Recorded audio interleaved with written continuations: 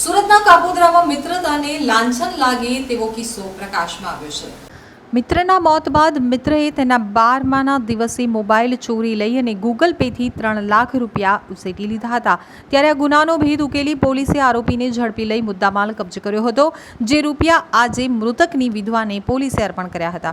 આરોપી સંદીપને ફોનના પાસવર્ડ અને ગૂગલ પેના યુપીઆઈ પિન તથા પાસવર્ડ અગાઉથી જાણી લીધેલા હતા, જેથી તેનો ઉપયોગ કરી અને અલગ અલગ રીતે 3 લાખ ઓનલાઈન ટ્રાન્ઝેક્શન કરી ચોરી લીધા હતા। આ અંગેની જાણ જ્યારે મૃતકના પરિવારને થઈ ત્યારે તેઓએ ઓનલાઈન એફઆઈઆર દાખલ કરાવી હતી, જેથી કાપોદ્રા પોલીસે મોબાઈલ ઘરફોડની તથા મોબાઈલ મારફતે 3 લાખ ટ્રાન્સફર કરી અંજામ આપનારને ચોરીના ગુનાના મુદ્દામાલના 3 લાખ અને મોબાઈલ ફોન સાથે ઝડપી લઈ ગુનાનો ભેદ ઉકેલ્યો હતો। મરનારના મિત્ર સંદીપને ઝડપી લઈ તેની પાસેથી રૂપિયા બરામદ કર્યા હતા। 3 લાખ રૂપિયા અને મોબાઈલ કાપોદ્રા પોલીસ દ્વારા પોલીસ સ્ટેશન અને કોર્ટમાં ફરિયાદીને સહયોગ કર્યો હતો। તો નામદાર કોર્ટના હુકમ બાદ આજરોજ ફરિયાદીને તેના 13 तुझको अर्पण अंतर्गत कापोद्रा पीआई एम बीज अवसोरा द्वारा 3,10,000 मुद्दामाल सुप्रत करवामां आव्यो हतो। गई तारीख 28/5/2024 रोज कापोद्रा पोलीस स्टेशन विस्तार में नाना वराछा विस्तार में आवेल जलाराम सोसायटी में फरियादी श्री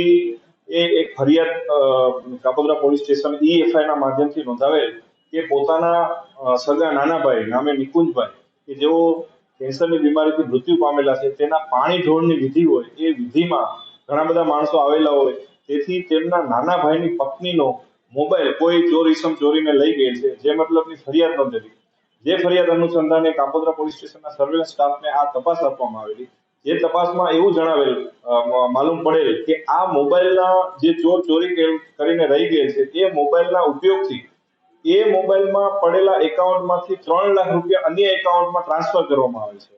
જેથી કોઈ જાણ ભેદું જ હોય એવી પોલીસને શંકા ઉપજતા પોલીસે એ દિશામાં બેંક એકાઉન્ટ વગેરેના આધારે તપાસ કરતા આરોપી સંદીપભાઈ વિનુભાઈ દેસાઈને આ ગુનાના કામે ધરપકડ કરેલી। આ આરોપી ખરેખર જે મૃત્યુ પામેલ નિકુંજભાઈ હતા એમના મિત્ર જ હતા અને 12માની વિધિમાં આવેલા અને ત્યાંથી એનો મોબાઈલ ચોરી અને પોતાને પૈસાની જરૂરિયાત હોય એના કારણે